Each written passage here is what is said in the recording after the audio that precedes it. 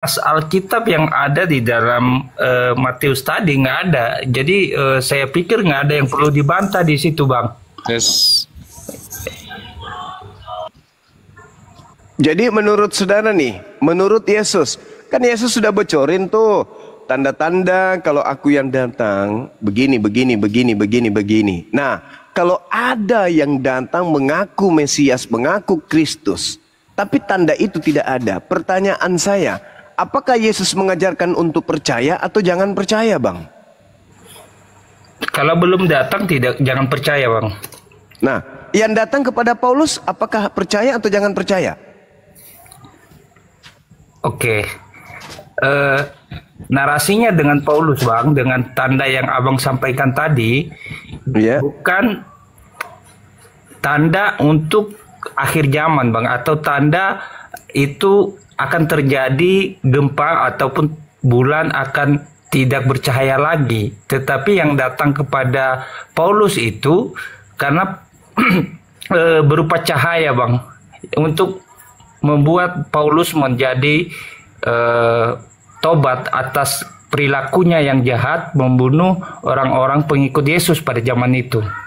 Begitu, kata Bang. Yesus percaya atau jangan percaya?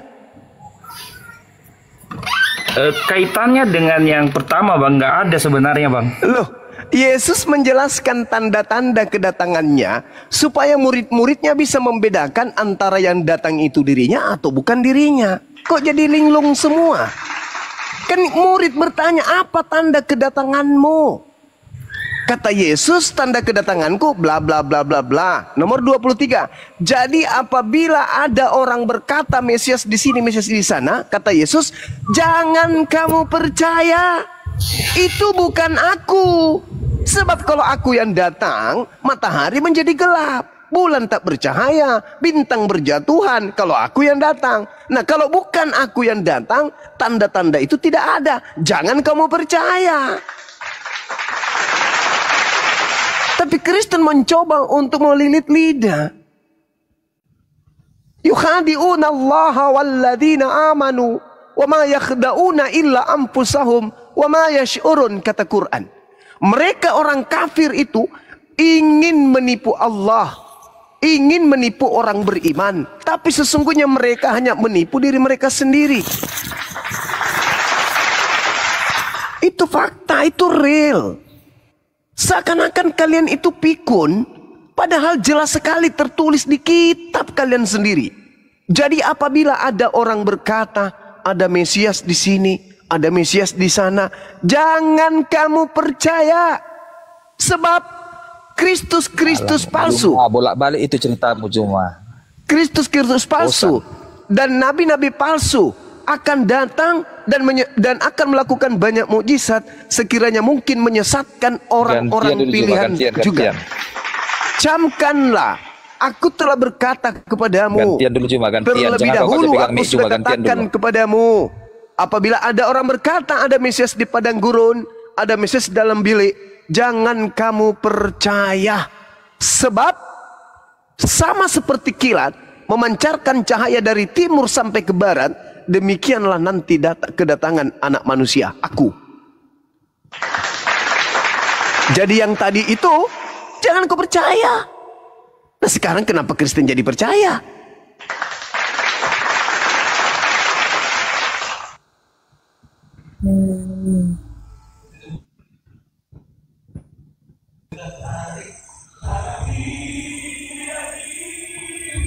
Halo, Juma. Ya. Halo. Iya. Tadi kau bilang kan, bukti kedatangan Yesus itu ada satu narasinya, bintang berjatuhan. Yes.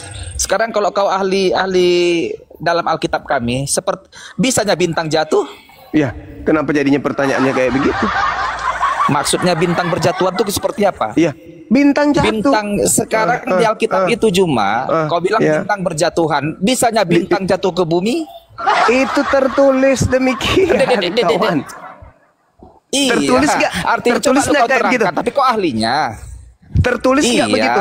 Sekarang tertulis tidak begitu. Tertulis tidak begitu. Kutanya dulu. Sekarang kau terangkanlah dulu apa maksudnya kenapa bintang kamu tanya ke saya? Itu makna sebenarnya atau makna Makna Tapi kau sebenarnya ahli. dong. Makna sebenarnya Oh, dong. oke, makna sebenarnya, makna Yes. sebenarnya. Ya, terus? Jadi kutanya dulu kau, Bang Ya. Juma yang pintar. Ya. Maksudnya bisanya bintang jatuh ke bumi? Apakah di situ dikatakan jatuh ke bumi? Jangan kau tanya jawab dulu aku Juma. Bisanya bintang jatuh ke bumi. Apakah di situ tertulis jatuh ke bumi? Jangan kok jadi nanya. Kau maksud bintang berjatuhan tuh Apakah di situ dikatakan jatuh ke Apologet bumi? Mananya kau ini? Punya kau jadi. Kenapa kau larikan jatuhnya ke bumi, Dongo? Bukankah bintang itu jauh lebih besar daripada bumi? Kan kau kan Saya mengatakan Tanya apa yang kau, tertulis di situ. iya, Dek, itu tertulis. Saya mengatakan apa yang tertulis di situ, Dek. Bintang-bintang akan berjatuhan. Mana Oke. jatuh di buminya, mana, Dek? Kau jangan tambah-tambah dalil kitabmu, Dek. Udahlah Bintang-bintang karangan, kau berjatuhan. tambah Bisanya pula bintang tuh. berjatuhan? Ya, dalilnya begitu. Juma, kau jagonya bahas-bahas Alkitab bantah-bantah itu aja kemampuanmu cari koin. Banyak kali gayamu. Jadi, Oh, moderator, sambung. Dalilnya begitu, Nyet.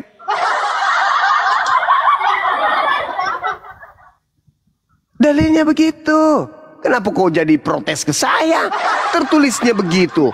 Bintang-bintang berjatuh. Harusnya kau tertawakan itu Bibelmu. Kalau kau anggap itu salah. Jangan kau tanya ke saya, kuclu. Untung dia nggak tulis di situ. Biji peler pendeta pada berjatuhan. Untung nggak tertulis kayak begitu. Saya baca apa yang ada. Jadi Yesus mengatakan, oh itu sudah sopan kali kepada binatang. Sudah sopan kali itu. Jadi ketika dikatakan bahwasanya domba itu apa?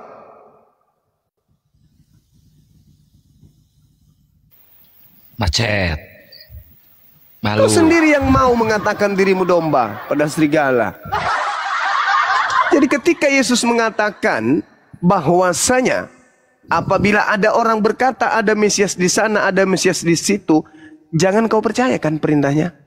Nah, ketika Paulus mengaku bertemu dengan Kristus di padang gurun, kenapa ente percaya?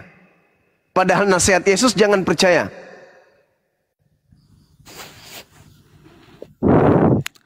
Ketika Muhammad membilang kalau ayah di Nabi Muhammad. Nabi Muhammad. Sesungguhnya Nabi Muhammadku mengatakan Nabi Isa ku tidak disalib. Yang disalibkan itu orang yang diserupakan dengan mereka yang menyalib. Itu yang sedang kita bahas. Sayangnya hostnya tidak kasih tema. Ayahku dan ayahmu ada di neraka. Ayahku dan ayahmu. Bah, parah kali. Itu kan perkataan Muhammad tentang ayahnya sendiri. Tema kita apa, Cak Kangkung? Hah? Ya itu dulu kau bantah. Bisa nggak kau bantah itu kalau Bapak Muhammad itu nggak di dalam neraka? Dongo. Paman itu juga kalau orang Arab manggilnya Abah. Iya, Abah. Ponaan-ponaan saya manggil saya Abah. Sementara Nabi Muhammad itu mengatakan Abah. Abah yang dimaksud di situ ya Abu Jahal, Abu Janda dan Abu Lahab. Parah si kucluk. Sosokan bahas al-Islam, Bibel nggak paham, larinya ke Islam.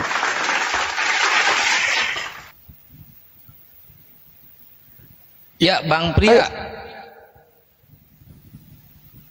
Udah 8 oten Gurunda, nggak ada yang jujur itu, mental semuanya. Nah, itu dia, berat, tapi goyah. Hati goyah, pikirannya goyah. Pasti. Kenapa saya agak keras? Karena kalau saya lembut-lembut semakin memperbodoh diri kalian. Renungkan apa yang saya sampaikan itu. Renungkan. Renungkan. Adakah Kristus mengajarkan makan babi? Ada. Adakah Kristus mengajarkan kemudian jangan bersunat? Ada. Ada Yesus mengajarkan itu? Nggak ada. Berarti Kristus mana nih yang datang kepadamu? Kok pola ajarannya berbeda? 2000 tahun loh kalian. 2000 tahun terjerat oleh Kristus itu. Kalau ternyata bukan Kristus yang kalian sembah itu penyesatnya, dan bukan Kristen ini orang banyak yang disesatkan oleh Kristus palsu itu, tolong tunjukkan siapa orang banyak yang disesatkan oleh Kristus palsu. Ada selain Kristen? Tunjukkan kepada saya Kristen di luar Kristen yang memanggil Yesus Tuhan, bernubuat, mengusir setan, bermujizat pakai nama Yesus. Di luar Kristen ada? Nggak ada, Paman. Nggak ada. Berarti yang diusir di dalam Matius 7 nomor 22, 23 itu siapa? Kristen, Paman. Kristen. Siapa lagi? Udah terang kayak begini, kawan. Kalian terlalu ego. Meskipun kalian itu sudah terlanjur Kristen, tapi kan masih ada masa-masa di mana kalian dikasih kesempatan untuk berpikir, merenungi apa yang disampaikan Bang Sume ini. Salah apa benar sih? Buka Bible. Oh iya ya. Nah, kalau sudah tahu itu, lembutkan hati. Jangan gengsi. Minimal ateis. Jangan ke Islam kalau memang kau rasa Islam itu buruk. Jangan. Minimal ateis. Tinggalkan. Kan perintahnya jangan kau percaya. Loh, kenapa jadi percaya? Kalau percaya apa akibatnya? Disesatkan. Nah, tengoklah diri-diri kalian ini. Menyembah anak orang. Makan semua makanan yang diharamkan. Menganggap hukum-hukum Tuhan itu sudah tidak lazim. Itu hanya perjanjian lama. Padahal sesungguhnya yang kalian sebut perjanjian lama itu justru perjanjian barunya Tuhan kepada Bani Israel. Tertulis di dalam Yeremia 31 sampai 34 sampai 33. Padahal kalau kalian membaca Yesaya 66 nomor 15, 16, 17, aku Tuhan akan datang dengan kobaran api, dengan pedang di tangan, untuk menghanguskan, membakar habis semua pemakan babi. Ayo. Nggak sadar? Kenapa nggak sadar? Karena iblisnya terlalu kuat. Iblisnya terlalu kuat. Itulah makanya Yesus mengatakan, jangan kau percaya. Karena kapan kau percaya, kau akan disesatkan. Apa buktinya Anda disesatkan? Tengoklah. Maria melahirkan Tuhan atau manusia? Manusia. Berarti bukan Tuhan. Tuhan yang jadi manusia. Kamu menyembah manusia atau Tuhan? Tuhan. Siapa nama Tuhanmu? Yesus. Yang dilahirkan Maria siapa namanya? Yesus. Yang dilahirkan Maria Tuhan atau manusia? Manusia. Namanya siapa? Yesus. Kau menyembah manusia atau Tuhan? Tuhan. Siapa nama Tuhanmu? Yesus. Tengoklah. Gak sadar. Nah, tambah lagi nih. Nah, ada pejabat surga, pejabat neraka. Tengok.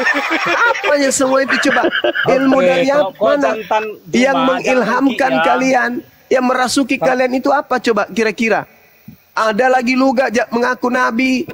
Apa kira-kira yang merasuki kalian ini?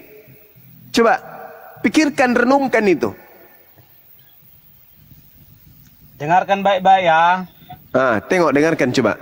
Tengoklah, kita dengar. Ayo, apa? Mau ngomong apa? Pejabat surga. Saya seorang manusia berpangkat sarjana, menjabat seorang pegawai negara atau pejabat negara. Yesus seorang manusia berpangkat Allah, menjabat seorang tengok. Lihat. Lihat, kau jelaskan bagaimana status Allah. Wujudnya apa? Pangkatnya apa? Jabatannya apa? Coba lihat. Dia memandang Tuhan itu seperti pegawai negeri. Lihatlah. Sekarang gini loh, kau terangkan bagaimana wujud Allah. Ini kira-kira yang merasuki orang ini apa? Jabatannya Kristus apa? yang mana ini yang masuk dalam tubuhnya orang kayak begini coba? Ya, renungkan aja. Pikirkan coba. Belum lagi luga tambunan. Wah, keluar masuk neraka. Tadi malam saya berangkat ke surga. Habis itu mampir di neraka sejenak. Apanya itu coba? Gak malu kalian? Gak sadar gitu loh. Berada pada posisi orang-orang yang seperti itu. Jangan sombong kawan-kawan terhadap kebenaran. Jangan sombong. Dudukkan perkara benar itu benar. Ya, jangan dulu ke Al-Quran terlalu jauh. Wah, saya kayaknya Bang Suma nyuruh kita ini untuk masuk Islam. Enggak. Islam hanya bisa diterima oleh orang-orang yang berakal. Kalian dudukkan ilmu kalian dulu. Berdamai dulu dengan Bible. Berdamai dulu dengan Yesus anak Maria. Kalau kalian sudah berdamai dengan Yesus anak Maria, otomatis kalian akan meninggalkan Kristen. Karena Yesus tidak pernah mengajarkan Kristen. Yesus tidak pernah mengajarkan menyembah dirinya. Yesus tidak pernah mengajarkan ke gereja. Yesus tidak pernah mengajarkan makan babi. Yesus tidak pernah mengajarkan untuk ibadah minggu. Yesus tidak pernah mengajarkan kemudian untuk jangan bersunat. Yesus tidak pernah mengajarkan buku Lukas, buku Matius, buku Yohanes, buku Petrus, Kisah Para Rasul, Roma, Galatia, Filipi, Kaluku, Padale, Pararang. Tidak pernah Yesus ajarkan buku-buku itu, nggak pernah. Sedangkan buku-buku itulah yang menghantarkan kalian menjadi seorang Kristen. Coba direnungkan dulu itu, direnungkan dulu.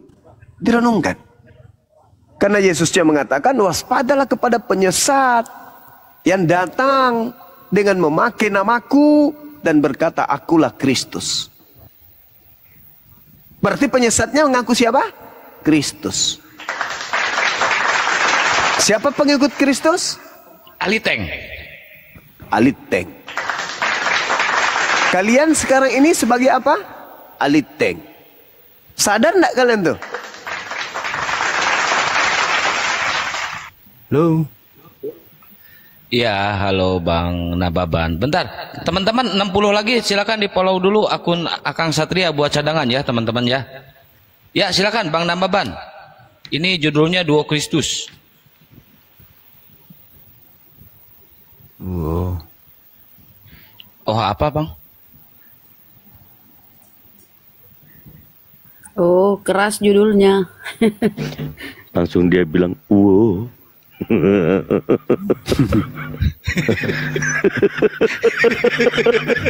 Ini emang berat, ini bener-bener nih. Aliteng ini nggak bakal bisa kalau tema kayak gini nih. Ayo kawan. Ayo kawan. Selamatkan diri kalian. Coba. Pakai otak, pakai akal. Yuk. Oke, Yesus, Bang Zuma boleh ini dengan tema yang dibuat Bang Zuma. Silakan. Di luar dari tema bisa. Oke, Bang Zuma dua Kristus. Tadi yang disampaikan oleh Bang Zuma itu mengenai ajaran Yesus kepada murid-muridnya, tanda-tanda yang akan terjadi di akhir zaman. Nah, pertanyaannya Bang, sesungguhnya yang satu ini seperti apa Bang menurut Abang? Yang satu yang mana? Bukan dia anak Maryam ya, yang tadi disebutkan. Silakan. Kalau bukan anak Maria, tentu dia menyesatkan, kan polanya sudah sangat jelas tuh. Dia akan menyesatkan. Kalau bukan anak Maria, dia akan menyesatkan. Sekarang, bagaimana kita tahu bahwa dia menyesatkan? Sederhana untuk menjawab itu. 13 buku yang ditulis oleh Paulus ini berasal dari mana? Paulus dapat ilmu dari mana 13 bukunya? Dari mana? Bukan dari manusia, Paman. Bukan dari manusia. Coba. Bukan dari manusia, berarti bukan dari Yesus. Lalu dari mana kalau bukan dari Yesus? Sedangkan dia mengatakan, aku menerima Injil dari Yesus Kristus. Yesus yang mana? Sedangkan Yesus anak Maria tidak pernah mengetahui tentang buku Roma, buku Galatia, Filipi, Efesus, Filemon. Yesus tidak pernah tahu tentang buku itu. Jadi Yesus yang mana? Kristus yang mana yang Paulus maksud? Di dalam Galatia 1, aku menerima Injil bukan dari manusia, tetapi dari Yesus. Yesus yang mana yang bukan manusia? Setahu saya, anak tirinya Yusuf itu manusia. Setahu saya, anak Maria itu adalah manusia. Setahu saya, sepupu sekali Yohanes itu adalah manusia. Tapi dia mengaku, aku menerima Injil bukan dari manusia, tapi yang ngajarin aku Yesus Kristus. Sementara Yesus yang manusia mengatakan, waspadalah kepada Sibilisis, iblis yang datang kepadamu dengan memakai namaku dan berkata akulah Kristus. Nah, gimana dong? Paulus menerima ilmu 13 buku ini dari mana? Kristus Yesus palsu, Paman. Jelas itu. Sedangkan Yesus anak Maria tidak pernah mengajarkan buku-buku itu.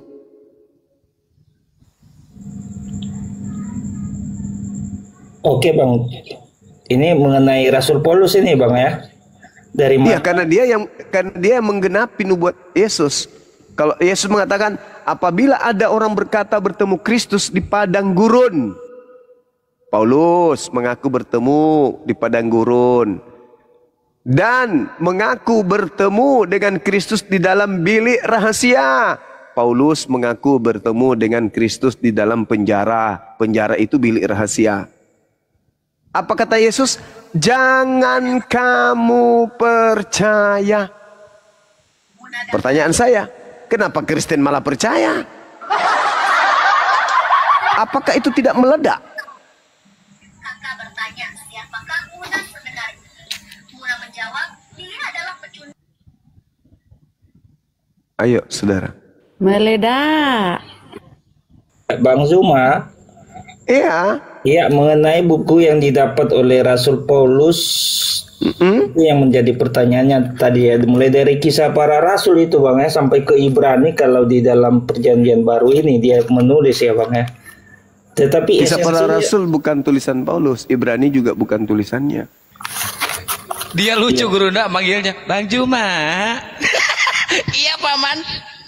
Iya, Roma, Korintus, Efesus, Galatia ya sampai ke Kolose. Dan memang menjadi perdebatan mengenai Ibrani, memang ada yang menyatakan bukan tulisan Paulus. Iya.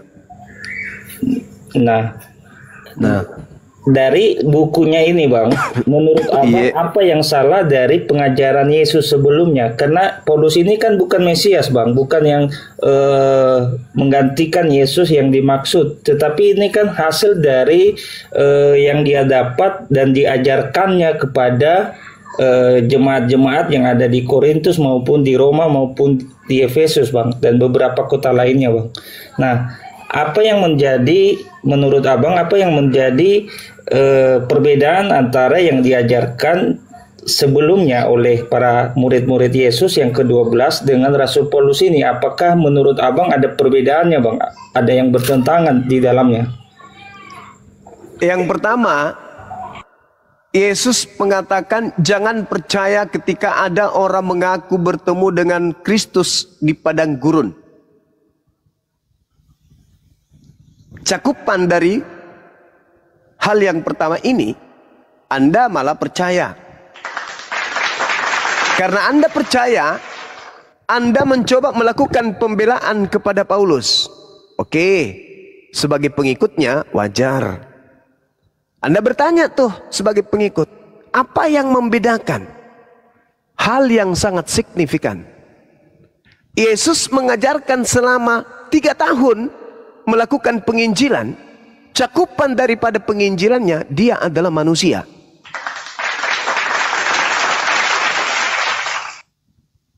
Sedangkan Paulus, cakupan dari semua pengajarannya yang diajarkan adalah Yesus bukan manusia. Jadi jelas ajaran yang begitu runcing pertentangannya ini Anda tiadakan. Seakan-akan Anda tidak melihat. Seakan-akan mata Anda buta. Kuping tertutup, hati pun tertutup. Kenapa? Karena Anda percaya kepada oknum yang Yesus malah katakan jangan percaya.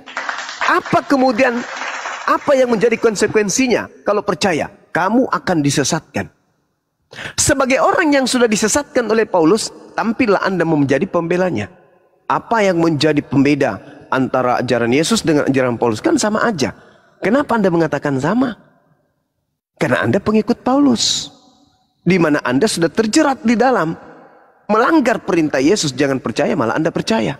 Jadilah Anda bubur. Nah, saya hadir kemudian mencoba untuk menolong Anda dari sana. Ketika Anda bertanya kepada saya, apa yang membedakan? Pertama, yang membedakan, Yesus mengatakan di dalam Yohanes 17 nomor 8, segala firman yang engkau berikan kepadaku, telah aku sampaikan kepada mereka, dan mereka semua telah menerimanya, dan mereka percaya bahwa engkaulah yang telah mengutus aku. Yesus menerangkan muridnya yang asli telah menerima segala firman yang diterima oleh Yesus dari Bapa, dan setelah murid menerima segala firman itu, Yesus didudukkan sebagai utusan Tuhan oleh muridnya. Salah enggak mereka? Tidak salah. Mereka akan mendapatkan hidup kekal. Berdasarkan Yohanes 17 nomor 3. Hidup kekal itu adalah mereka mengenal Yesus Kristus sebagai utusan. Bagaimana dengan Paulus? Coba Anda lihat di dalam Galatia 1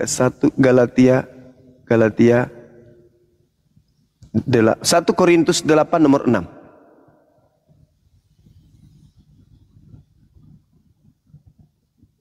1 Korintus 8 ya teman-teman. Ada yang ingat nggak? Saya kok jadi lupa ya. Tentang apa itu, Bunda? 1 Korintus 8:6. Kita hanya memiliki satu Theos saja, yaitu Bapa. Ya, betul. Dan memiliki satu Tuhan saja, yaitu Yesus. Betul ya? Iya. 1:8. Nah, di situ dia mengatakan satu Theos, satu Tuhan saja, yaitu Yesus. Dan dia pun mengatakan bahwasanya Yesus itu adalah Tuhan. Bahkan dia katakan di dalam Filipi 2 nomor 6, nomor 7, nomor 8, yang menjadi manusia ini adalah Tuhan itu sendiri. Dia bukan utusan Tuhan, tetapi dia adalah Tuhan itu sendiri yang datang menjadi rupa manusia, mengambil rupa manusia. Yang kedua, Yesus mengatakan, aku tidak dapat berbuat apa-apa dari diriku sendiri. Aku adalah anak manusia. Paulus mengatakan dalam Kolose 2 nomor 9, dalam jasad Yesus kepenuhan keilahian. Pertentangannya sangat luar biasa. Yang ketiga, Yesus diutus ke atas muka bumi kepada Bani Israel, diangkat menjadi rasul kepada Bani Israel. Sedangkan Paulus, ketika dia menjadi mayat, lalu dia bangkit kembali menjadi Tuhan bagi orang Kristen. Yesus mengatakan diutus, dibangkitkan untuk menjadi rasul bagi Bani Israel. Paulus mengatakan dia dibangkitkan untuk menjadi Tuhan bagi orang Kristen.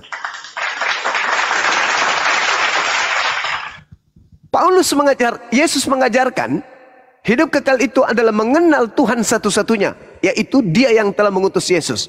Paulus mengatakan apa? Dalam Roma 10 nomor 9 nomor 10. Barang siapa yang berkata dengan mulutnya bahwa Yesus itu adalah Tuhan, maka dia akan diselamatkan. Tapi semua itu bukanlah satu pertentangan bagi orang yang sudah disesatkan. Anda mengatakan itu semuanya sama. Padahal sederhananya adalah, apakah sama antara Tuhan dengan manusia? Tentu tidak sama. Yesus mengatakan diriku manusia. Paulus mengatakan dirinya adalah, Yesus itu adalah Tuhan. Beda dong. Beda. Tapi bagi Anda itu sama. Kenapa bisa demikian? Karena Anda sudah terjerat dengan tipu daya. Sesederhana itu, saudara. Kalau Anda menggunakan akal sehat. Yesus tidak pernah mengajarkan 13 buku Paulus. Paulus sendiri yang menuliskan tulisan itu. Yesus mengatakan segala firman yang engkau berikan telah aku sampaikan. Seketika firman itu semuanya telah disampaikan, di situ tidak ada buku Lukas, di situ tidak ada buku Markus, Matius, Yohanes, dan seterusnya. Berarti buku-buku yang Anda imani hari ini sebagai kitab yang Anda anggap firman Tuhan, itu bukanlah ajaran Yesus, tetapi satu rangkaian yang mereka tuliskan berdasarkan dengan keinginan mereka masing-masing. termasuk Paulus. Segala firman yang kau berikan telah aku sampaikan. Nah, di antara segala firman itu tidak ada Roma, tidak ada Efesus, tidak ada Filipi, tidak ada Filemon, tidak ada Timotius, tidak ada Galatia. Lalu dari mana buku-buku 13 ini? Kalau bukan dari Yesus anak Maria. Oh, dari Yesus juga Bang Suma, tapi palsu.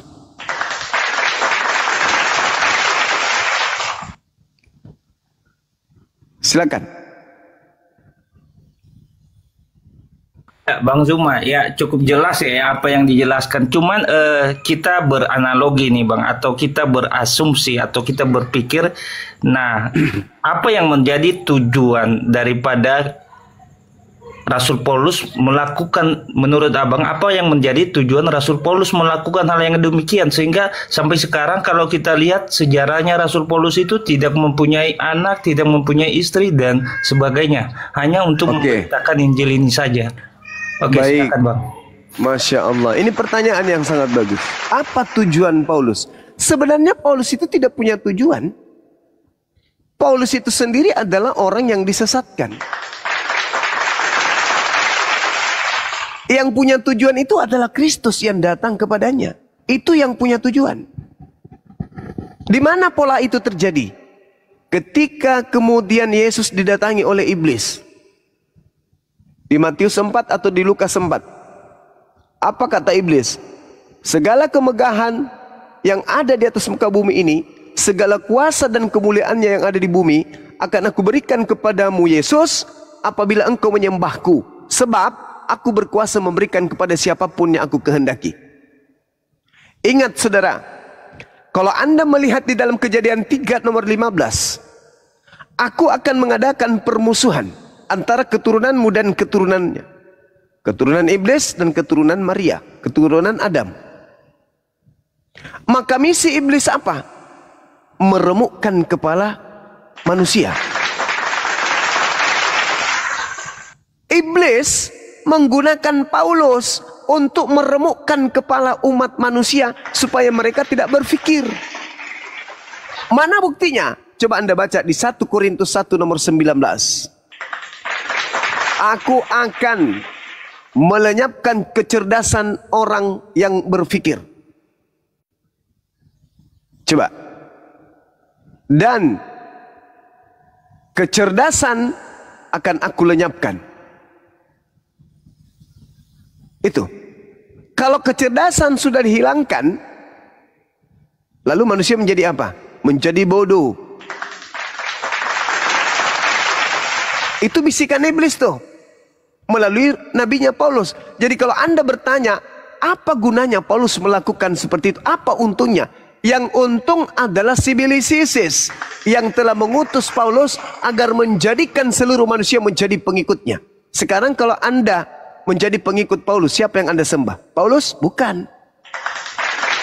Yang Anda sembah adalah yang di belakang Paulus. Siapa itu? Itulah yang Yesus asli hindari. Agar murid-muridnya jangan menjadi pengikutnya, jangan percaya. Karena kapan percaya, maka Kristus palsu itu akan menyesatkan. Jadi ketika Anda bertanya, apa tujuannya, apa keuntungannya Paulus? Paulus tidak mendapatkan keuntungan apa-apa. Yang untung adalah yang di belakang dia. Siapa itu? Yang datang. Siapakah engkau Tuhan? Akulah Yesus yang kau aniaya. Apa keuntungannya? Dia meledakkan, dia kemudian memecahkan kepala anak Adam. Meremukkan kepala anak Adam. Endingnya di mana? Di neraka. Mana buktinya? Matius 7 nomor 22 sampai nomor 23. Pada hari terakhir nanti banyak orang memanggil aku Tuhan. Bukankah aku bernubuat pakai namamu, bermujizat pakai namamu, mengusir setan pakai namamu? Pada hari itulah aku Yesus akan berterus terang kepada mereka. Enyahlah daripadaku, aku tidak mengenal kalian. Kalian semua adalah pembuat kejahatan. Siapa yang dituduh Yesus sebagai pembuat kejahatan? Siapa yang dituduh Yesus aku tidak mengenal kalian? Siapa yang dituduh Yesus enyahlah daripadaku? Siapa itu? Yang memanggil Yesus Tuhan, bernubuat, mengusir setan, bermukjizat pakai nama Yesus. Itu siapa? Kristen. Sadarkah kawan? Kalau Anda belum sadar, berarti Anda masih terjerat. Waspadalah kepada penyesat yang datang kepadamu.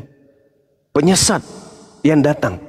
Berarti ketika penyesat datang, tujuannya apa? Menyesatkan. Ketika orang yang percaya kepadanya, maka disesatkan. Ketika orang itu disesatkan, hal yang buruk dilakukannya akan nampak seperti baik. Silakan. Ya, oke Bang. Tadi apa yang dijelaskan sudah saya tangkap. Nah, tadi disampaikan bahwa tujuan dari Paulus melakukan hal ini berarti yang di belakangnya adalah Yesus. Oke. Lalu dengan tema kita duo Kristus, ini Kristus yang mana yang dimaksud yang satu itu? Kalau tujuan Paulus tadi adalah untuk Kristus yang di belakang dia adalah Yesus, maka Kristus yang satu itu siapa Bang? Kalau tema kita merujuk pada tema kita Bang. Saudara, Yesus itu ada dua. Yesus anak Maria dan Yesus penyesat. Yesus anak Maria gelarnya Kristus. Yesus penyesat juga gelarnya Kristus. Sama-sama Yesus Kristus. Di mana dalil penyesat itu namanya Yesus dan gelarnya Kristus? Matius 24 nomor 4 nomor 5. Janganlah engkau disesatkan, waspadalah agar kamu jangan disesatkan. Sebab banyak orang akan datang dengan memakai namaku, Yesus, dan berkata akulah Kristus. Berarti penyesat itu datang dengan memakai nama siapa? Yesus Kristus.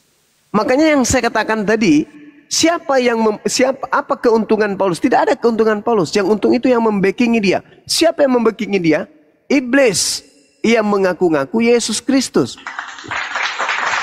Itu Yesus Kristus yang pertama.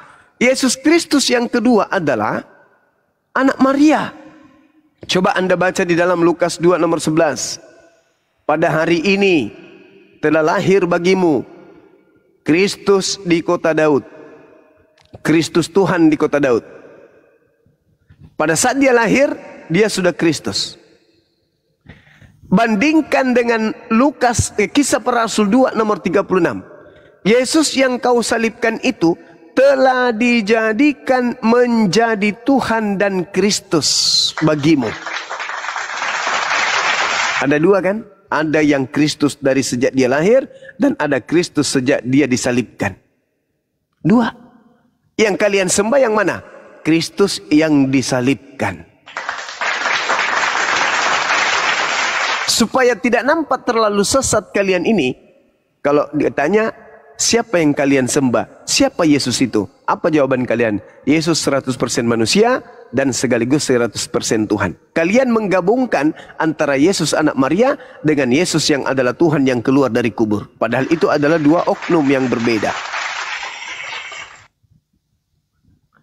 Terakhir, 2 Yohanes 1 nomor 7. Siapakah penyesat itu? Kan tadi katakan waspadalah kepada penyesat. Siapakah penyesat itu? Bukankah dia yang pergi ke seluruh dunia, yang tidak mengaku Yesus Kristus datang sebagai manusia? Itulah penyesatnya, itulah antikristusnya. Saya ulang, siapakah penyesat itu? Waspadalah kepada penyesat. Bukankah dia yang pergi ke seluruh dunia, yang tidak mengaku bahwa Yesus Kristus telah datang sebagai manusia? Itulah penyesatnya, itulah antikristusnya. Coba Anda lihat di dalam Galatia 1 nomor 11, nomor 12. Bukan manusia yang mengajarkan aku Injil. Aku menerima Injil bukan dari manusia, tetapi dari Yesus Kristus. Paulus mengatakan Yesus Kristus bukan manusia. 2 Yohanes 1 nomor 7. Siapakah penyesat itu? Bukankah dia yang pergi ke seluruh dunia, yang tidak mengaku Yesus Kristus datang sebagai manusia? Tanya Paulus. Paulus, ya paman, Yesus datang kepadamu sebagai manusia atau bukan sebagai manusia? Paulus mengatakan, Yesus Kristus datang kepadaku bukan sebagai manusia. Nah, penyesat. Siapa pengikutnya? Kristen. Berarti Kristen ini semua adalah penyesat. Demikian dari saya, silakan teman-teman. Oke Bang, tadi udah merujuk, udah tahu bahwa yang diajarkan oleh Paulus itu adalah yang telah disalibkan, dijadikan sebagai Tuhan. Nah, pertanyaan saya Bang, yang menurut Abang di Lukas tadi telah lahir bagimu Yesus sebagai juru selamat. Nah, ini kisahnya kemana kalau tidak ada hubungannya dengan yang disalibkan itu, Bang? Menurut Abang seperti apa ya? Oke, Yesus ditanya tuh sama murid-muridnya di Matius 19, Guru, apa yang harus aku lakukan supaya aku selamat? Supaya aku memperoleh hidup yang kekal? Kata Yesus apa? Jangan membunuh, jangan memperkaos, jangan bersaksi dusta, jangan mengingini punya orang, jangan kemudian hormati ibumu, dan seterusnya. Apa kata muridnya? Semuanya itu telah aku lakukan, Guru. Apa kata Yesus? Tinggal satu lagi yang harus kamu lakukan supaya kamu memperoleh hidup yang kekal. Saya sih berharap yang satu itu, percayalah bahwa aku mati untuk nebus dosa-dosamu. Saya sih berharap itu, tapi ternyata tidak. Apa yang satu itu, kekurangan satu itu supaya hidup kekal? Kata Yesus, juallah semua hartamu lalu berikan kepada si miskin. Nah, mana hidup kekal itu menebus dosa? Percaya aku mati menebus dosamu di tiang salib. Mana? Enggak ada. Enggak ada. Coba Anda baca tuh di Matius 19 nomor 16 tuh. Apa yang harus aku lakukan supaya aku bisa hidup kekal? Apa kata Yesus? Lakukan segala perintah Tuhan. Jangan membunuh, jangan bersaksi dusta, jangan mengingini milik orang lain. Hormati kedua orang tuamu, pelihara sabat, dan seterusnya. Oh, Guru, itu semua sudah aku lakukan, Cak Ayu. Apa kata Yesus? Kalau begitu tinggal satu yang kau harus lakukan. Apa itu? Jual hartamu, lalu berikan semuanya kepada si miskin. Lah, mana ajaran Kristus yang datang kepada Paulus? Oh, harus percaya dosa-dosamu, dia dikutuk, mati terkutuk, sebab ada tertulis, terkutuklah dia yang anda dia. Mana itu? Mana? Ternyata Yesus tidak memasukkan itu sebagai kategori, sebagai keselamatan. Itu yang pertama. Yang kedua, bagaimana caranya supaya hidup yang kekal?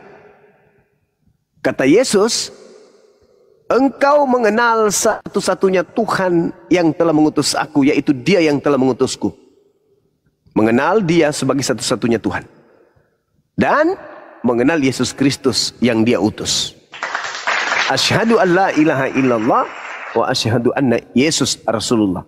Itu hidup kekal menurut Yesus. Yohanes 17 nomor 3. Itu yang kedua. Yang ketiga, bagaimana cara memperoleh hidup yang kekal untuk selamat? Menurut Yesus, baca Yohanes 3 nomor 16. Begitu besar kasih karunia Tuhan, begitu besar kasih Tuhan akan dunia ini, sehingga ia mengaruniakan anak yang tunggal. Barang siapa yang percaya, maka dia akan memperoleh hidup yang kekal. Siapa tidak percaya, mati dalam dosa. Ketika Yesus berkata, apabila ada yang mengaku bertemu dengan Mesias di gurun, jangan kamu percaya. Kata Tuhan, barang siapa yang percaya kepada Yesus, begitu besar kasih karunia Tuhan akan dunia ini sehingga ia menggerakkan anaknya, maka siapa yang percaya tidak akan binasa, melainkan memperoleh hidup yang kekal. Kalau percaya kepada Yesus maka tidak binasa, melainkan memperoleh hidup yang kekal. Kalau percaya kepada Yesus. Ketika Yesus mengatakan, jangan kau percaya, ketika ada orang mengaku bertemu dengan Kristus di padang gurun, Kristen berada di mana posisinya? Kristen malah percaya. Berarti Kristen tidak memperoleh hidup yang kekal, melainkan binasa. Karena Yohanes 3 nomor 16, kalau kamu percaya kepada Dia Yesus, maka kamu tidak binasa, melainkan memperoleh hidup yang kekal. Tapi kalau kamu tidak percaya, kau akan binasa dan tidak memperoleh hidup yang kekal. Yang kau dapatkan adalah kematian kekal. Kenapa Anda percaya kepada Paulus? Padahal Yesus mengatakan, Jangan kamu percaya ya kalau ada yang mengaku bertemu dengan Kristus di gurun. Jangan kau percaya. Nah, kalau ingin memperoleh hidup kekal, maka ikuti Yesus, jangan percaya. Tapi faktanya, Anda malah percaya kepada Paulus. Kalau Anda tidak bertaubat hari ini dan mati kemudian, maka di mana tempat perginya? Neraka jahanam. Maka bersegeralah bertaubat, tinggalkan ajaran Kristus palsu yang datang kepada Paulus. Saya kira demikian. Silakan. Oke Bang, makasih. Boleh lanjut satu lagi pertanyaan Bang? Silakan. Boleh Bang? Boleh. Bang, saya tertarik tadi di Matius itu yang menyatakan apalagi yang harus diperbuat supaya memperoleh hidup yang kekal. Iya. Itu yang tadi Abang sampaikan ya, itu Matius 19. Iya, mengenai orang muda yang kaya itu Bang ya. Iya. Dia menanyakan tentang hidup yang kekal. Dia udah melakukan segala sesuatunya ya, kecuali dia disuruh menjual harta bendanya untuk dibagikan kepada orang miskin. Betul. Nah, untuk mengetahui ini, Yesus yang menyampaikan ini dari mana kita tahu Bang, bahwa Yesus yang menyampaikan itu yang harus kita dapatkan. Menurut Abang seperti apa Bang? Nah, betul. Ini pertanyaan yang sangat bagus. Al-Quran saya mengatakan, saya sedikit mengutip Al-Quran. Ya ahlal kitab, lima talbisunal haqqa bil batil, wa taktumul haqqa wa antum ta'lamun. Wahai ahli kitab, mengapa engkau mencampur adukkan antara kebenaran dan kebatilan, antara hak dan yang batil, sedangkan kalian mengetahui? Artinya, ketika saya sebagai seorang muslim ditanya terkait dengan pengajaran Yesus, bagaimana Anda tahu bahwa ini adalah Yesus? Yesus berkata, Bung, di dalam pengakuan kitab Anda sendiri, aku berkata-kata bukan dari diriku sendiri. Yohanes 12:49. Apa yang aku katakan adalah apa yang diperintahkan oleh Tuhanku untuk aku katakan dan aku sampaikan. Dan firman-Nya itu kekal. Apa yang diajarkan oleh Yesus ini? Jangan membunuh, jangan berzina, jangan mencuri, jangan mengucapkan saksi dusta, hormati kedua orang tuamu, kasihi sesamamu, dan seterusnya. Jikalau engkau hendak sempurna, pergilah, jualah segala milikmu dan berikanlah itu kepada orang-orang miskin. Ini adalah hukum Taurat. Keluaran 20. Berarti apa yang diajarkan oleh Yesus kalau dia asli sudah pasti.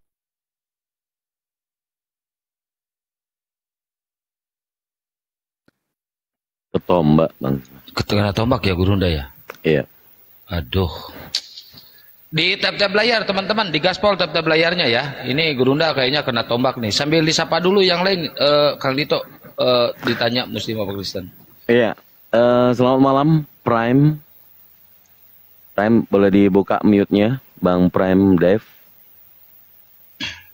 Bang Prime. Moderator, udah pada hadir belum moderator di ini? Ada di grup udah saya lihat juga. Oke, bro. Bang Prime. Selamat malam. Oke, kalau kosong saya langsung turunin ya. Atau moderator dibantu. Bang Camelku. Camel. Bang Camel, buka mute-nya Bang. Bang Camel. Bang Camel. Waduh. Bang Jamel. Nggak ada orang itu. Baik. Sambil menunggu. Bang Pria Sejati. Bang Pria Sejati. Ya, halo Bang. Iya. Siap. Menurut Anda sebaiknya Yesus itu dimuliakan atau dikutuk? Menurut saya Bang, ya. Kita berdalil di dalam ini Bang. Kalau saya ditanya secara pribadi harus dimuliakan Bang. Oke. Dimuliakan ya. Ya. Terus yang dikutuk di tiang salib siapa? Di tiang salib itu kalau bangsa Romawi itu di tiang salib itu orang yang berdosa, Bang. Oke, coba baca Galatia 3 nomor 13. Berapa, Bang? Galatia 3 nomor 13. Kita baca, Bang, ya. Galatia 3 ayat 16 ya. 13. Sebentar, Bang, saya buka. Iya, ini bagusnya ini anak ini mau dia membaca lah. Ada itu. Gua demen. Iya, makanya dari tadi waktu di room kita tadi kan juga beliau memang maunya diskusi yang santun gitu kan, yang benar-benar mau hikmah. Tapi saya rasa semua udah kejawab ya, Bro Pria Sejati ya. Iya Bang. Iya. Galatia. Udah nemu Bang, coba baca Bang. Iya, saya baca Galatia 3 ayat 16 ya Bang ya. 13. Galatia 3 ayat 13, oke. Kristus menjadi kutuk. Dibenarkan oleh karena iman itu judul perikopnya. Kristus telah menebus kita dari kutuk hukum Taurat dengan jalan menjadi kutuk karena kita, sebab ada tertulis, terkutuklah orang yang digantung pada kayu salib. Itu Bang ayatnya. Saya nggak usah bertanya aja, menurut kamu yang kau baca maksudnya apa itu? Kristus telah menebus kita Bang dari kutuk. Kita di sini adalah manusia. Kristus yang dimaksud di sini adalah Yesus. Yang terkutuk di situ siapa? Oke, saya ulangin Bang ya. Kristus telah menebus kita dari kutuk hukum Taurat dengan jalan menjadi kutuk karena kita, sebab ada tertulis, ini tertulis Bang ya, kutuklah orang yang digantung pada kayu salib. Siapa orang yang digantung pada kayu salib? Yang dikutuk yang terkutuk di sini dikatakannya nggak ada ya Bang ya. Yang terkutuk adalah Kristus telah menebus kita. Menebus ini harus pemahamannya lebih dalam ya Bang. Menebus kita dari kutuk hukum Taurat. Dengan menjadi apa dia? Dengan jalan menjadi kutuk karena kita. Kalau menjadi kutuk, terkutuk nggak? Dengan jalan menjadi kutuk karena kita Bang ya. Yang menjadi kutuk siapa? Karena kita di sini Bang. Iya, yang menjadi kutuk karena kita siapa? Kita manusia Bang. Manusia Bang. Kristus itu siapa di situ? Itu ada kata Kristus. Itu siapa itu? Oke ya, saya ulangin Bang di ayat 13-nya. Kristus telah menebus kita. Kita ini manusia Bang ya. Kristus itu siapa? Merujuk kepada Yesus Bang. Oke, Yesus. Coba ganti Kristus menjadi Yesus coba. Coba ganti Kristus menjadi Yesus coba. Yesus telah coba. Oke. Yesus telah menebus kita. Kita ganti kitanya lagi Bang enggak? Ya terusin aja, terusin. Dari kutuk hukum Taurat dengan jalan menjadi kutuk karena kita. Sebab ada tertulis, terkutuk karena kita, terkutuklah orang yang digantung pada kayu salib. Oke, apakah Yesus digantung pada kayu salib? Dalam nas ini enggak ada Bang. Di situ kan tadi dulu sebut Yesus bro. Dalam nas yang kita baca nggak ada Bang. Ini ya, saya ganti Kristus jadi Yesus Bang. Kandito coba deh Kandito, maju dulu Kandito. Kayaknya sebelum saya marah nih. Iya. Gini bro. Iya. Tadi sehubungan dengan Paulus mengaku bertemu dengan Kristus. Tapi di situ tidak disebutkan Yesus secara langsung, tetapi sebab ada tertulis terkutuklah orang yang digantung di kayu salib. Yang mati di kayu salib siapa Bang? Di nas ini tidak ada Bang ya. Yang mati di kayu salib tidak disebutkan ya. Ya, yang Bro Pria Sejati yakini Yesus disalib nggak? Yes, disalib. Oke, berarti Yesus yang disalib. Nasnya sebab ada tertulis terkutuklah orang yang digantung di kayu salib. Apakah yang digantung di kayu salib terkutuk? Iya, terkutuk. Oke. Apakah Yesus terkutuk?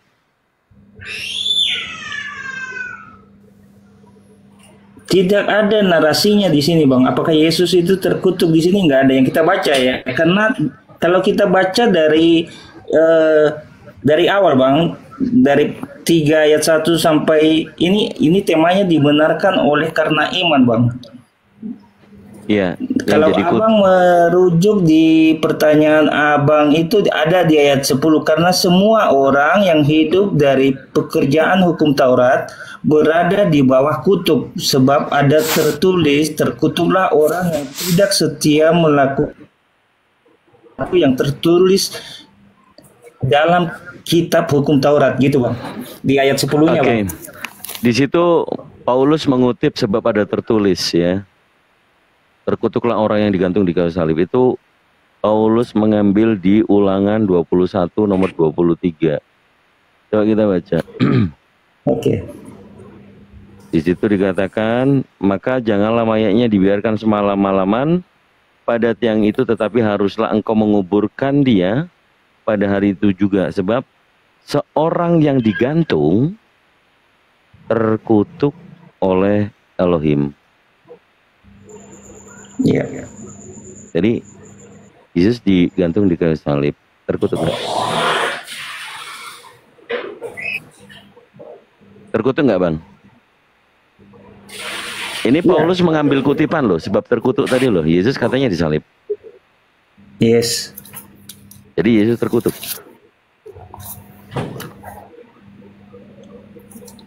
Agak bingung ya, Bang ya? Iya, karena nasnya agak bingung, Bang. Karena kalau kita akan merujuk ke Ulangan 21 yang Abang bacakan, tidak disebutkan di situ kalau Abang mempertanyakan bahwa orang yang digantung itu terkutuk, ya terkutuk karena itu efek jerah dari bangsa Romawi, Bang. Itu kejahatan yang besar yang mereka lakukan, maka itu mereka harus digantung. Itu. Dan yang menjadi pertanyaan Abang kan karena Yesus ini kan sudah. Oke, sebenarnya begini, Bang Pria. Anda setuju mungkin kalau Yesus nggak akan terkutuk ya. Begitupun juga kami. Kalau Yesus yang asli, meskipun dia digantung, kita semuanya menyadari bahwa dia bukan yang terkutuk. Kalau dari nas Ulangan 21 nomor 23 tadi, Elohim yang mengutuk. Tapi kita baca yang di 22-nya, orang yang wajib digantung adalah apabila orang berbuat dosa sepadan dengan hukuman mati, maka hendaklah kau gantung dia di tiang. Jadi kriteria orang yang digantung di kayu salib adalah orang yang berdosa. Apakah Yesus berdosa? Tidak, Bang. Oke, kalau tidak berarti ya harusnya bukan Yesus dong yang disalib. Kemudian diperkuat dengan perkataan Elohim di Keluaran 23 nomor 7.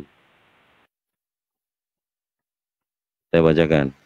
Di sini dikatakan haruslah kau jauhkan dirimu dari perkara dusta. Orang yang tidak bersalah dan orang yang benar tidak boleh kau bunuh. Orang yang benar itu Yesus orang benar nggak? Iya, Bang. Yesus orang benar. Ya. Yesus orang benar, makanya Elohim itu akan menjaganya dan tidak dibenarkan orang yang benar itu dibunuh. Kan begitu? Kriteria orang yang harusnya terkutuk adalah di Ulangan 27 nomor 25. Terkutuklah orang yang menerima suap. Apakah kriteria itu masuk di dalam pribadinya Yesus yang asli? Harusnya tidak. Maka sekian dari saya, Tafadhol Gurunda. Iya, oke, Bang, makasih, Bang. Itu udah mewakili nasnya, itu udah kalau berbicara nas saya nggak bisa membantah, Bang. Itu udah benar nas yang Abang sampaikan itu.